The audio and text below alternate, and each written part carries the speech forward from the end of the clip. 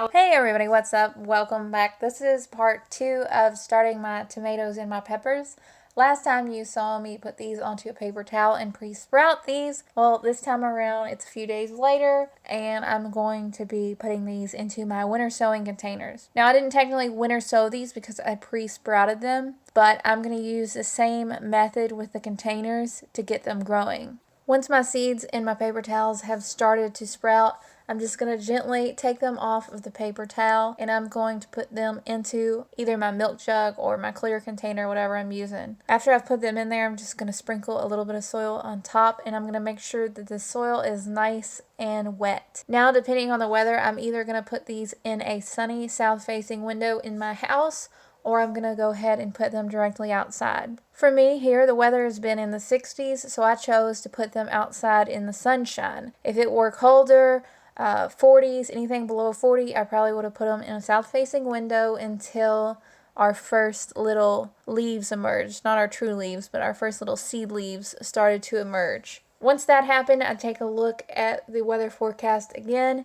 and if it's going to be over 40 during the day, I would set those outside and let them start to grow. Obviously, tomato and peppers are really tender and they cannot handle any frost whatsoever. This is the reason that I have them kind of mass planted into these bottles. Instead of taking 200 tomato plants in and out when it gets cold, now I only have to take these 4 bottles. While obviously planting all these seeds in this one bottle is not a good thing, it can be overcrowding, but for the sake of efficiency, this is the way I do it. I personally have no problem when it comes time to separate these seedlings out and give them their own individual container. Once these seedlings get, I don't know, the first or second set of true leaves, I am going to separate them. It's important that they don't get root bound. It's important that they don't stay like this for a long time. They can be stunted. There's really a lot of things that can go wrong. But right now, since the weather still is iffy and,